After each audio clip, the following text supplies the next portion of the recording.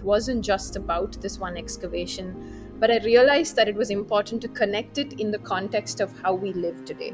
And I think I ended up writing a people's history book rather than, yes, it was personal. Yes, it was something that came from a place of curiosity, but I really wanted to try and look at how modern Indians think of their past. So I felt like it was really interesting to link these excavations in the context of the larger sort of homogenizing sort of project that we are in right now of sort of flattening out Indian history, but also pointing out that ancient India was very vibrant and very sort of connected. And so, where can I go to tell this story? And as I started digging, it became a much bigger sort of lens through which I was looking at it. Hi everyone, you're listening to the Southasian Review of Books podcast from Himal Southasian, where we speak to celebrated authors and emerging literary voices from across South Asia.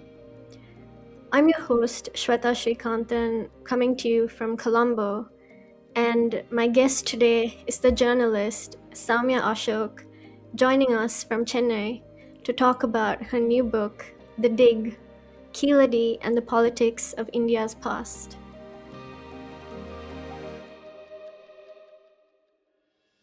A quick note before we dive in. To make conversations like this possible, we rely on the support of our viewers like you. So please head over to our website at himalmag.com, where for just $5 a month, you can become a paying Himal patron to support our mission to give South Asian literature the spotlight it deserves.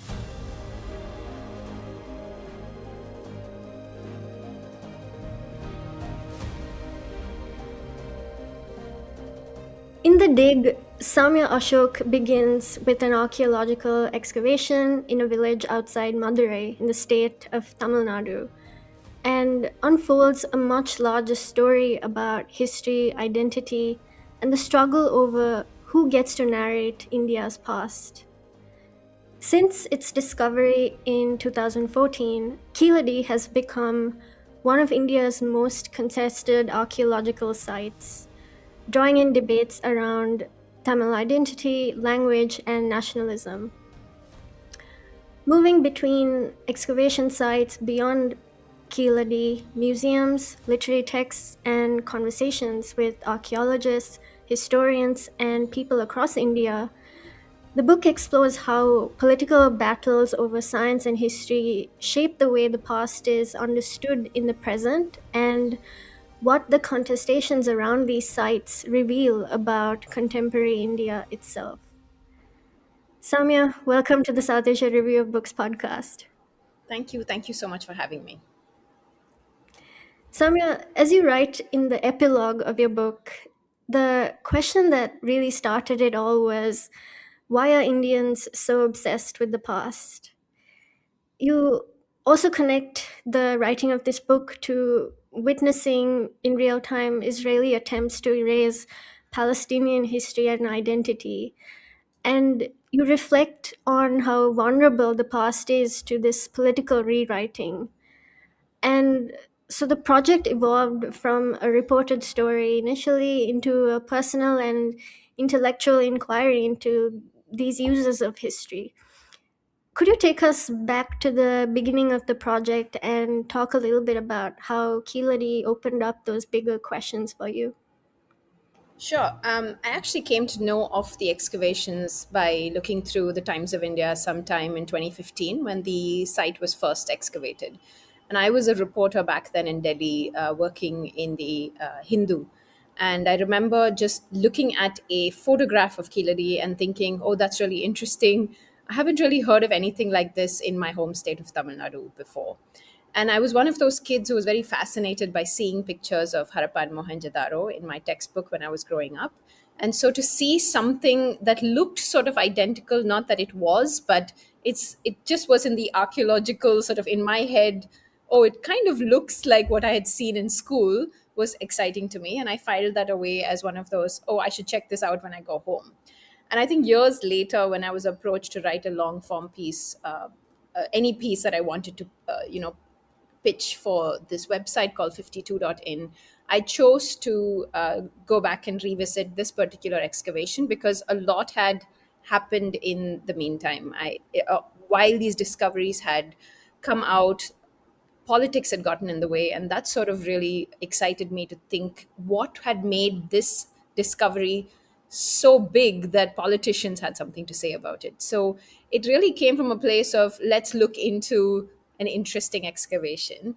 And once the piece came out, it did take me almost a year after for it to actually become even some sort of take some shape as a book. And it came from the idea of a literary agent phoning me to say, hey, this is something, why don't you consider this as a book? This is something that would work really well as a book. So I don't think I set all out to write the book, but I was sort of very sweetly guided towards that path to say this could be something that a lot of people might benefit from. And when I started thinking of it as a book, the questions became much larger. It wasn't just about this one excavation, but I realized that it was important to connect it in the context of how we live today. And I think I ended up uh, writing a people's history book rather than, yes, it was personal. Yes, it was something that came from a place of curiosity, but I really wanted to try and like look at how modern Indians think of their past. So I felt like it was really interesting to link these excavations in the context of the larger sort of homogenizing sort of project that we are in right now of sort of flattening out Indian history, but also pointing out that ancient India was very vibrant and very sort of connected. And so, where can I go to tell this story? And as I started digging, it became a much bigger sort of lens through which I was looking at it. And I recently spoke somewhere where I mentioned how in the initial days, I just went everywhere. I think I just decided this is an interesting place to go visit. Let me go, have a wander and interview people. And it was actually much later that I decided this belongs in the book and these things don't belong in the book. So, for instance, I had even visited excavations to do with the Cholas near sort of Gangekonda Cholapuram, where they were trying to discover where Rajendra Chola's palace was. And that just sort of didn't fit into the timeline of what I was looking at. So there were certain calls that I had to make that this doesn't fit into the larger sort of story. But in the process, I think I cast my net very wide and then sort of figured out where the line is on how much I look at. So that's how it happened. And something you briefly touched on there is how you also traced how Keeladi transformed into what you describe in the book as an emotion, right? It's almost a site of pilgrimage and collective Tamil identification for people.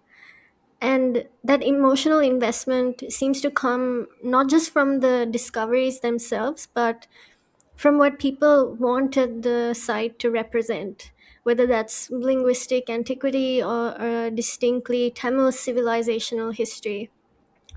So, why do you think Keeladi resonated so powerfully in Tamil Nadu in a way that very few archaeological sites in India do?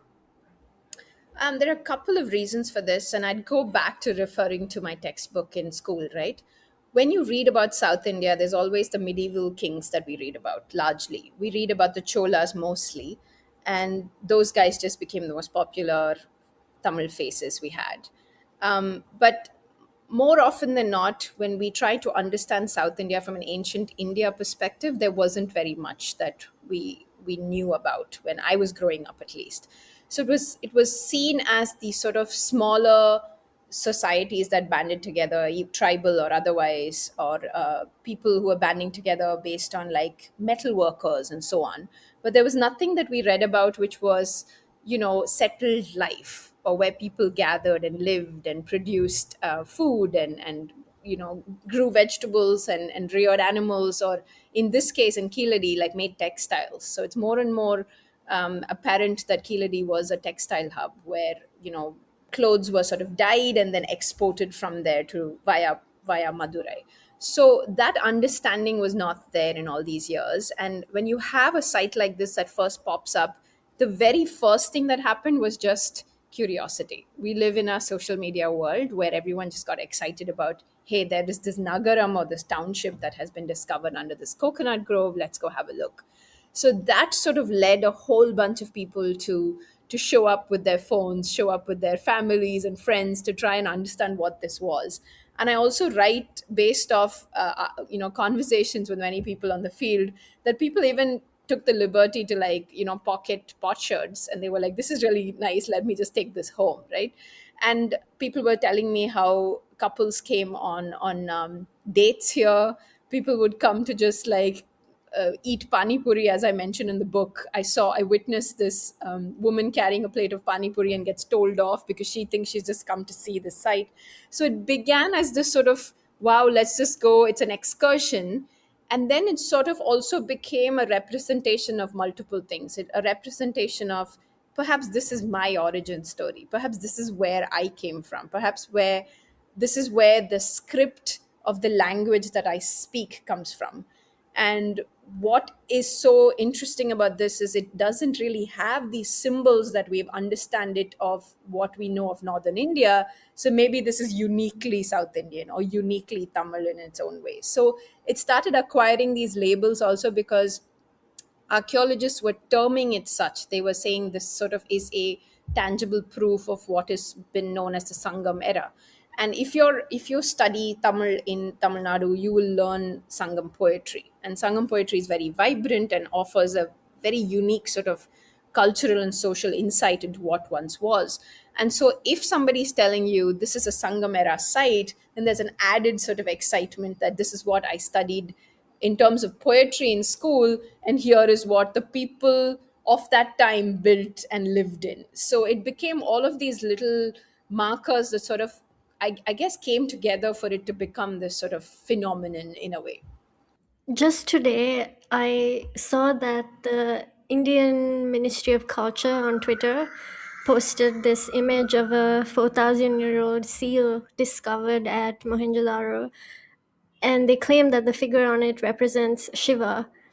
And the historian Audrey Torschke says, hey, this isn't Shiva, it's more likely an Eurasian deity.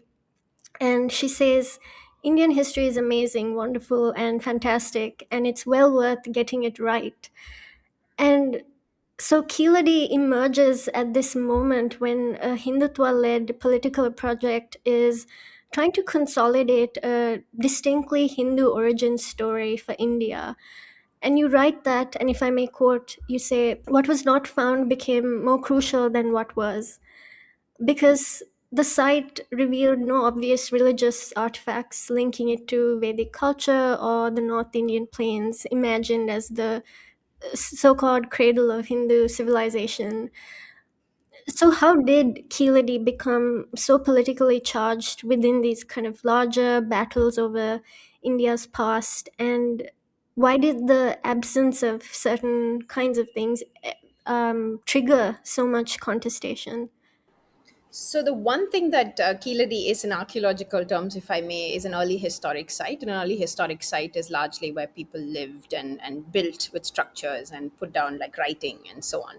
So those have been found before in Tamil Nadu, but I think what was unique is the scale of what was found in Keeladi. So even today, if you go there, you have an open air museum. In fact, this just before our conversation, a friend messaged saying they're on their way to Keeladi, and they said, "What should we see?" And I was like, "Definitely go see the open air museum because that gives you the scale of what was found, right?" So something like that, and in the even in the 52 article, the archaeologist is quoted as saying Arumayana site, which is like it is an amazing site because you haven't seen this scale of like kattadams or like structures that as we say in Tamil. So that really became the unique point of how important this site was. That there was something here that offered a insight into the second urbanization. So as we know it, when the Harappan civilization declined, or the Indus Valley civilization, if you call it that, declined, people moved to different parts of the country. And while previously everything was seen as everyone moved to the Gangetic Plains, that's where the Vedic culture was largely sort of developed, and then people moved to different parts, different other parts of the country. Here was this proof that perhaps the second urbanization was unique to South India, and this was a very good example of that. So, in that sense, it became like an independent second urbanization that is not related to what happened elsewhere. And it wasn't that the South was this sort of passive inheritor of technology either. It was seen as perhaps there were people living here who had their versions of technology. They smelted iron, they made textiles, they built with bricks. So there was something else happening here that we didn't know about, which is unique to this region on a South Indian, on the riverbanks of a South Indian river like the Vaigai. And that sort of gives it a distinct look to what we know as the birthplace of the Hindu civilization, as you know, as we've been sort of guided into thinking, I suppose, right? So in that sense, what happened here is, do we see any symbols of Vedic culture? Archaeologists said no, there wasn't. Do we see any sort of religious idols and so on in the sense that we know it for the Vedic civilization? Again, the answer was no. And then the main thing that they found was like writing on pots which had names on it, and these names were something that they found in Sangam poetry. So it was also seen as these were the names that we people like sung about in these poems, so these must be the Sangam people. So this was again unique, and sort of corroborating with this poetry that was written in this part. So the uniqueness of it was celebrated, that it came up at a time also that we found a state government that was very much at loggerheads with the center, was trying to assert itself, was trying to say we are coming from a place of a civilizational point of view, where the chief minister at the time in fact said Indian history must start from the Tamil region, right? So there's an assertion that what we know about Indian history, ancient Indian history, maybe needs to be relooked, because you have this finds that are coming up, and more finds that have come up to say there's something that's happening in the southern region that needs to be taken more seriously. So I think it was a combination of what was not found, what was found, and then how it was interpreted in the political sort of landscape to make it into this sort of very significant site that everyone started talking about. And today, I think one of the examples I write, I think it's in the book, where I witnessed a man walking past a shop which had a Keeladi sort of book in it, and he kind of pauses for a bit and looks at it and then walks away, comes back and says, is this about Keeladi? I really need to have like a copy of it, right? This is a government brochure that has come out. So it's really important to people that they're part of this conversation as well, that they feel like this is us, this is where I came from. And Madurai specifically is one of those ancient cities that we've been trying to find a history for, and how far back it goes. And the fact that this is just about 12 kilometers outside of Madurai was even more exciting, that maybe this is what old Madurai was, or this is how old Madurai looked like. It was so vibrant. So it brought together all these different sort of pieces of the puzzle that was not available to us before, that got a lot of people excited for this reason. And to everyone watching and listening, you can actually read a piece we recently published on Audrey Trishka's new book at himalmag.com, exploring how her work also pushes back against nationalist myth making while raising these larger questions about intellectual traditions that shape historiography in South Asia. And Samya, one of the things I really enjoyed in the book is discovering the way Sangam literature functions almost like an archaeological map, right? They become these clues that historians and archaeologists return to in order to imagine ancient Tamil worlds. But at the same time, you're also attentive to the blurred lines of myth and the temptation to read these texts too literally. Tell us a little bit about how you view that relationship between Sangam literature and archaeology. So it was actually a personal journey, if I may start with that. I really enjoyed getting to know the poems, because I felt like I was really introduced to them properly while researching for this book. And I took a Sangam literature class. So It was in translation. So the idea was for our teacher to offer us insights into the Sangam world through these poems, and she did it thematically. So we would all wake up on a Sunday morning and get together online and be taught different versions of how the Sangam world was. And it was really striking to me that there was this beautiful description of the natural environment back then. And I think of myself as a descriptive writer. I mean, part of the quest for this book was to say that if you're reading this book, hopefully you are standing with me while we are both at the excavation site. That was my objective, that you are sort of conjuring up all of these images of what I'm seeing through my writing. So similarly with the Sangam poems, it really felt like this vibrant space that allowed you access to how the region looked, which, and by the Sangam region back then was both Tamil Nadu and Kerala in ancient time, right? This entire sort of southern belt. And it offered these poetry set in the context of these landscapes. So the Sangam region was divided into thinais or landscapes, and each of them gave birth to a unique style of poetry, largely sort of love poems and also some war and heroic poetry.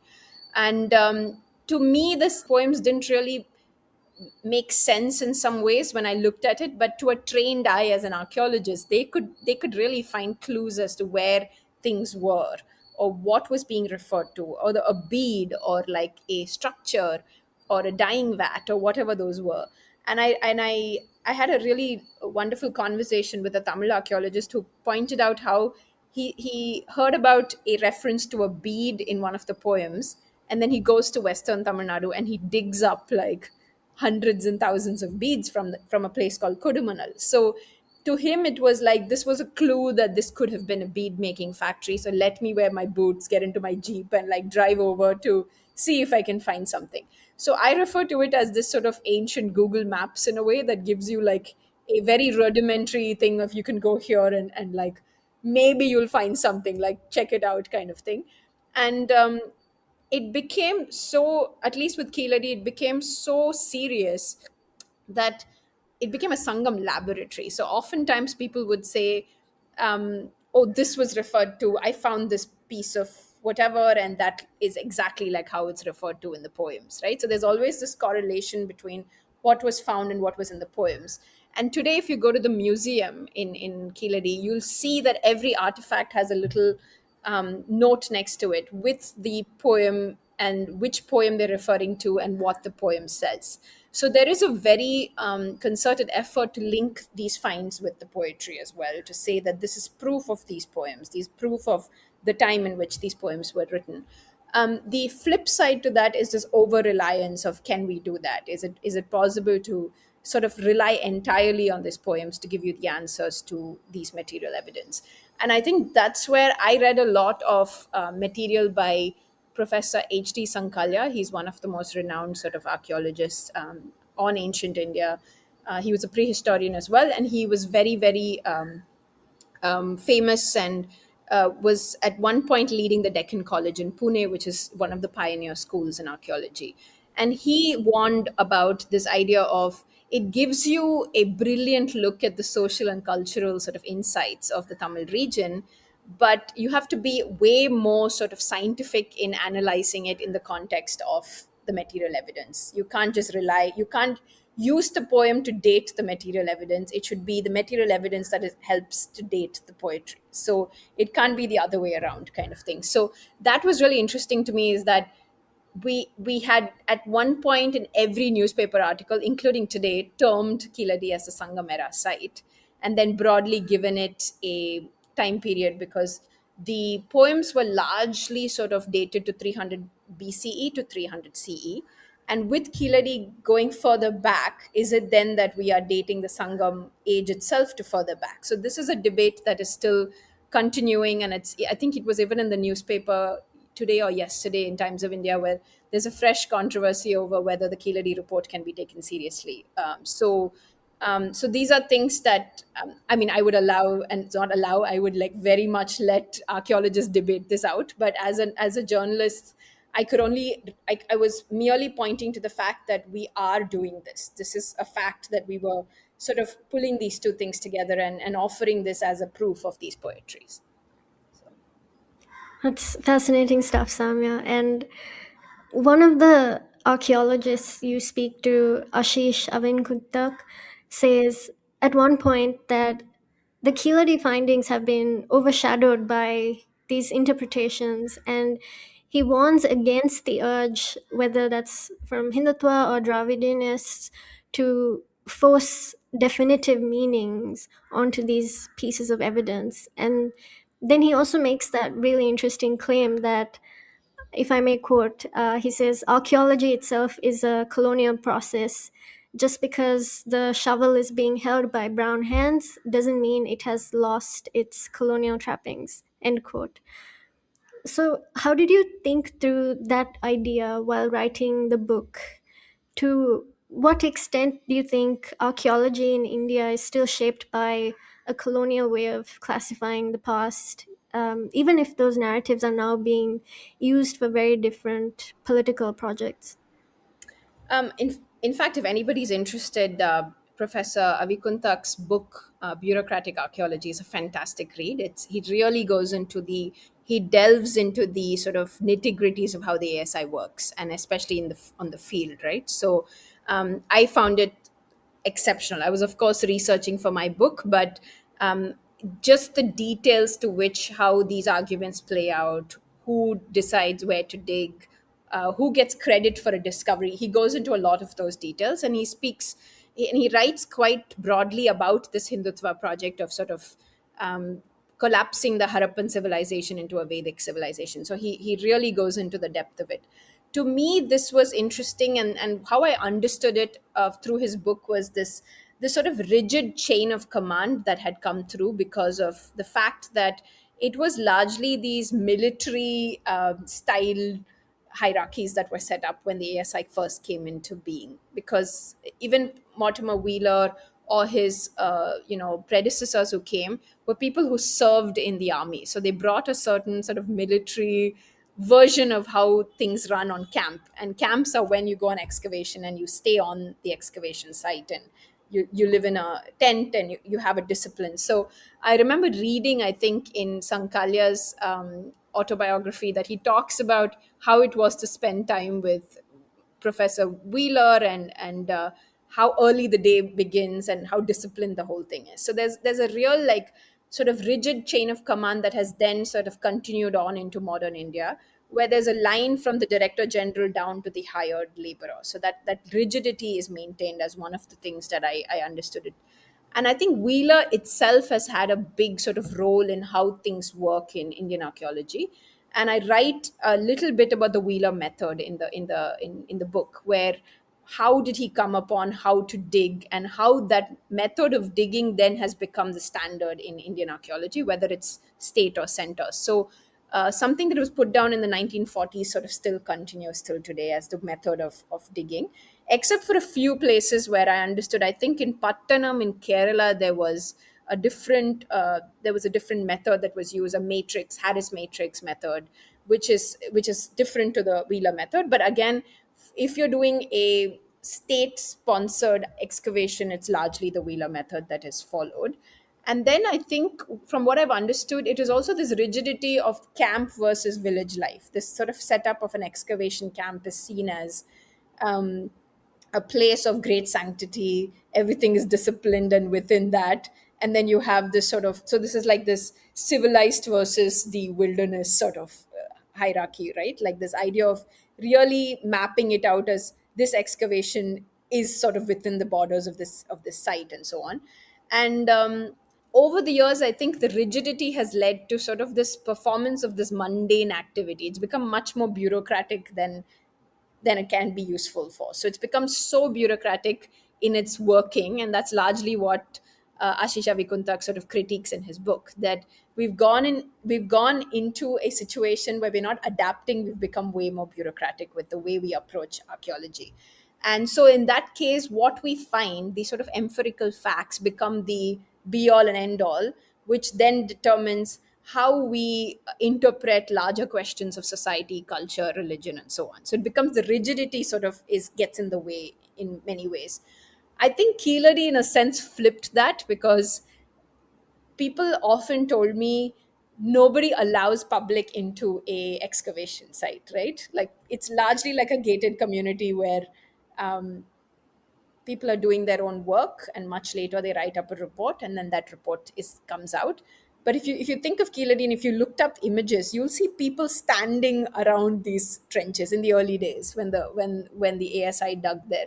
So in a way, it flipped that notion of it being a very sacrosanct space, and it became like this free for all sort of place. And I remember quoting Amarnath Ramakrishna, the person who discovered he and his team discovered this site.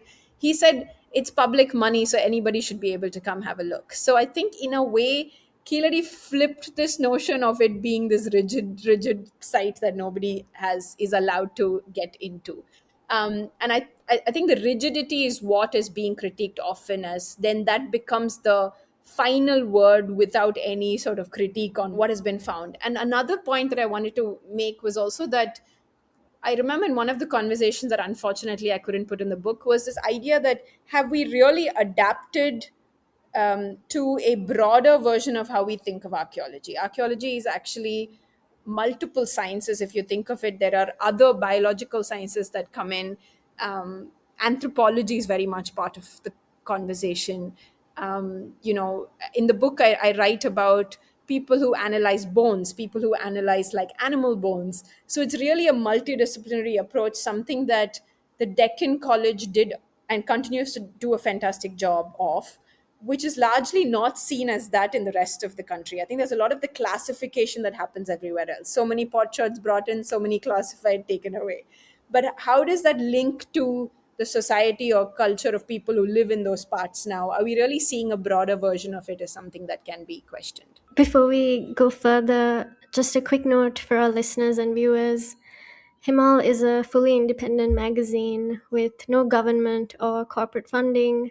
So, to keep doing the kind of work we do and to keep bringing you conversations like this, we rely on your support. So, please head over to our website. We'd love to welcome you as a paying Himal patron and continue building a home for independent South Asian journalism together. Samir, you briefly talked about the Keeladi Museum. So, just coming back to that, it becomes such a fascinating space in the book because it's also actively constructing a narrative of Tamil identity through architecture, Sangam poetry, like you said, the landscape, and so on. And you quote the scholar Stalin Rajangam, questioning whether the people of Keeladi would have even understood themselves as Tamil in the modern sense, suggesting that the museum is in some ways cementing this contemporary political imagination. I was wondering how you saw the museum itself while reporting on this book. Did it feel to you like a genuine act of public history making, a political project, or kind of perhaps both at once? I think both at once for sure. As a Tamil person, I was really thrilled by a museum of this kind in Tamil Nadu, because we didn't really have anything like this before. The government museum, I'm a huge museum person. I spend my spare time going back to the government museum in Egmore in Chennai multiple times. Like I've been there so many times, I just sort of go and sit. So I'm maybe very biased towards museums. So any museum you give me, I will go spend time in it. But museum to this extent, which there has been some thought that has gone into how artifacts should be displayed, or what is being said, or even the fact that there is air conditioning in some of the galleries. Some of it has been wonderfully sort of preserved behind glass. So that there are certain sort of calls that have been taken to make this into a very beautiful museum the way it's constructed. I also do write that as you walk in, there is a wall full of newspaper cuttings that make you believe that it was politicians who went and dug up Keeladi and not the archaeologists. So there's a bit of both there, definitely. There is the I want you to know that I'm the one who made this museum for you.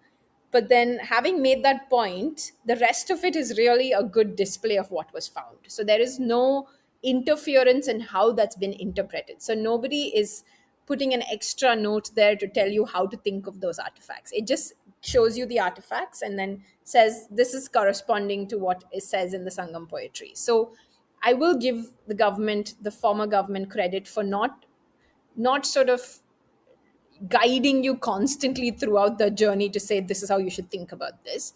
But it's very much the case that it was needed. I think a museum on site is always something that allows you access to the excavation, and then 2 kilometers away all the things that were found from it. So that's really a good thing. And also the people who work there are people who are laborers on the site. So if you do speak Tamil and you know that part of that information, you can actually speak to many of the akkas, the women there who are from the neighboring villages who helped dig out many of these artifacts, and they will tell you like their versions of the day that something came out of the ground, right? So in a sense it allows for a nice space of sort of coming together of history, uh, modern villagers, ancient history, like everything. Like there is a lovely sort of combination. But it should be seen as an important marker to say that, yes, we are guiding you to think about Keeladi a certain way. That much critical thinking needs to be there when you walk in.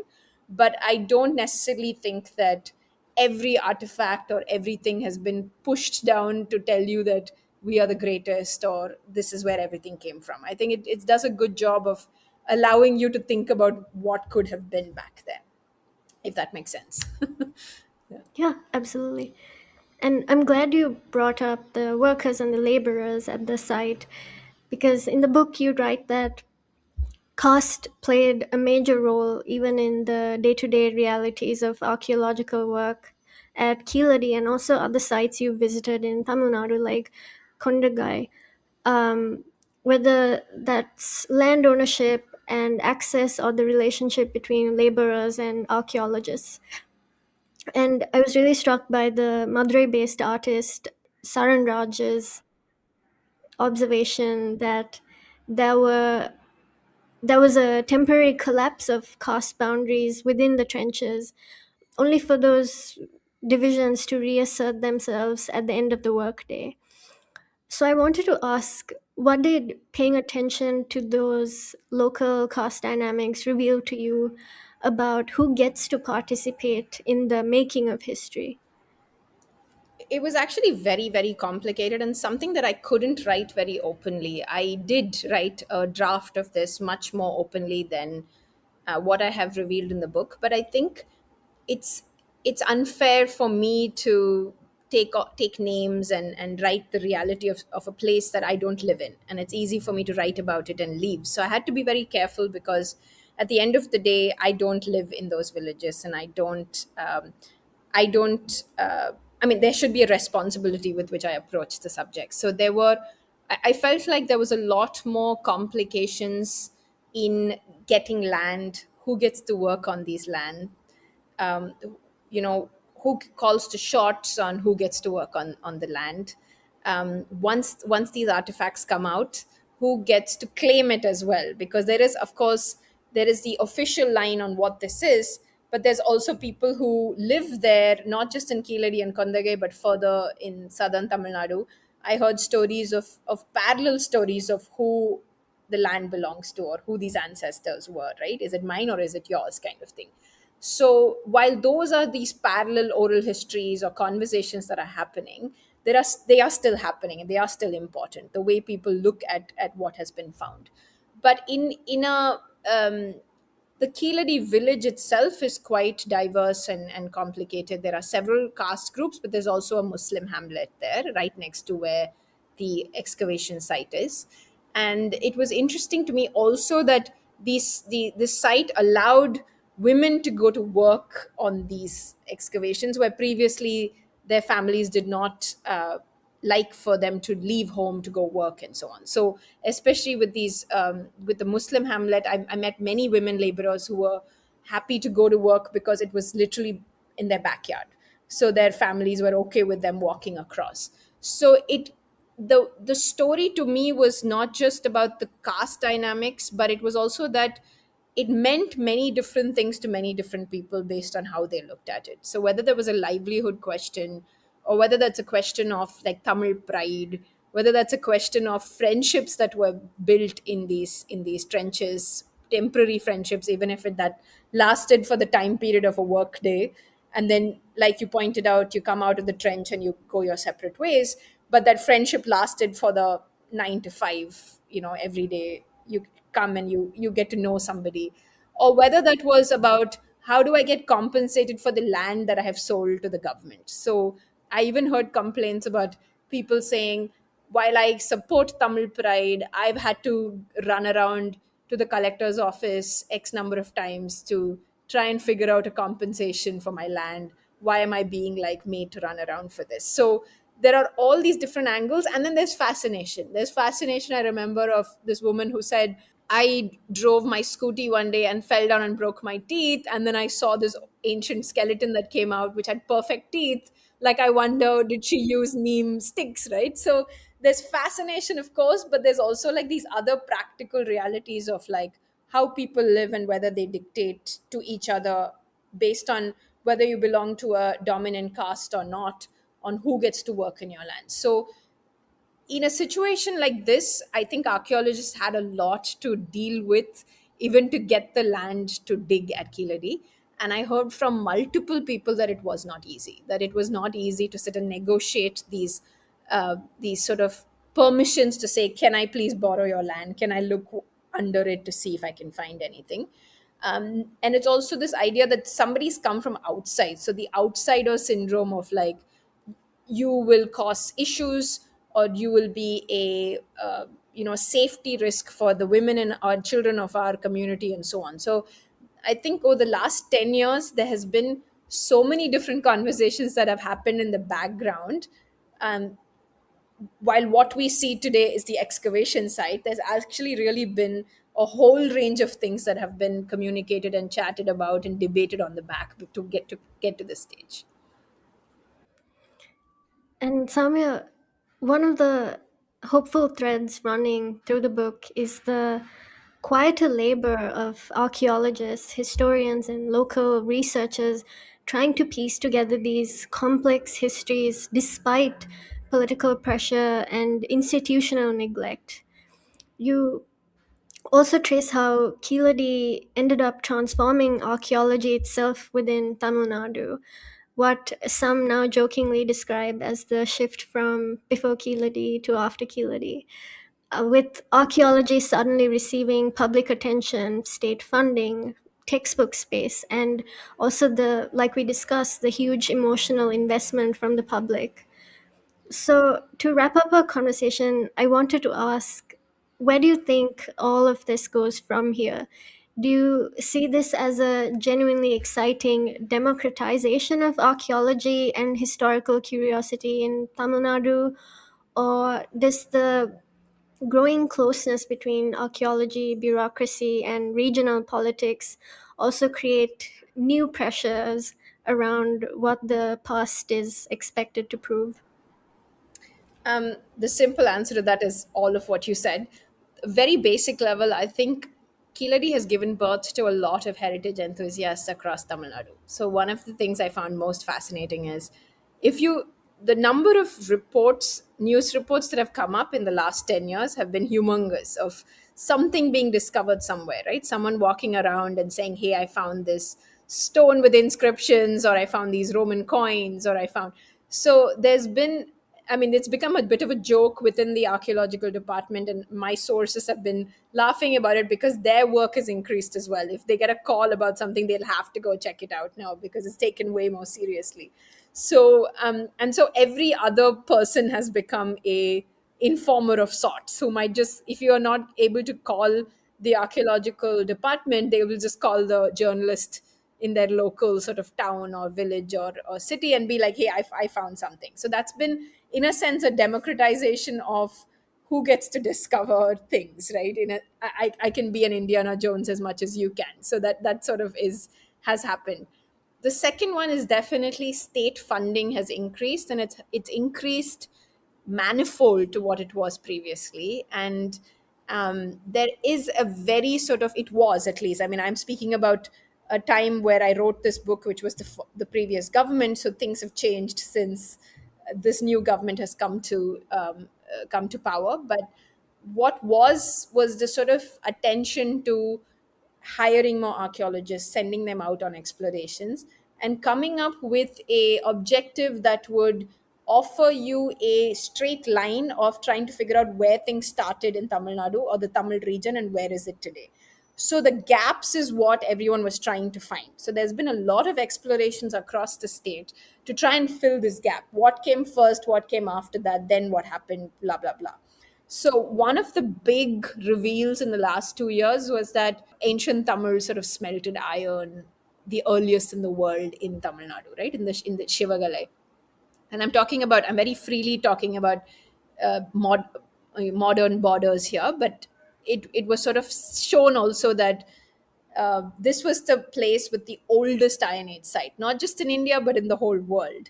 And so, very quickly, that kind of information gets packaged online or packaged on WhatsApp as ancient Tamil smelted iron. And like you spoke about Professor Stalin Rajangam, do we know that that's how they referred to themselves? So, there's a lot of conjecture that we seem to offer to the past without fully exploring what it is. But the good thing about all this is more number of places have been excavated, more questions have been raised as to how X, Y, or Z has landed up here or built this or smelted iron or whatever. What's going to happen going forward is a question I don't have the answer to. I was also asked if I wrote this book very prematurely. One of the questions been asked in the last few months is, do you think you should have waited because an archaeological excavation takes much longer? But I think as a journalist, I was trying to capture a point of a political sort of inflection point that led to these excavations becoming huge. And it was important to capture this in the context of politics because that politics could change any day. And I think that is what's happening right now. The Times of India article today about the Keeladi report had one little paragraph that said current Chief Minister C. Joseph Vijay has not made any statements yet about how he feels about the Keeladi excavations, right? So not really sure what's going to happen in the next five years, whether this is it, whether this story goes away, or whether this story will sort of continue, where we continue to dig and figure out more questions about of the ancient past. So this is something I'm curious about. And I do think so far it's offered a certain version of the origin story for Tamil people that has been welcomed and has sort of filled the gaps in our understanding of who we are, which has been really useful. And Soumya, it was such a pleasure speaking with you today. Thank you for taking us through the worlds around Keeladi and also beyond. Thank you so much, and thank you for your very, very keen reading of my book. I really, really appreciate it. Thank you so much.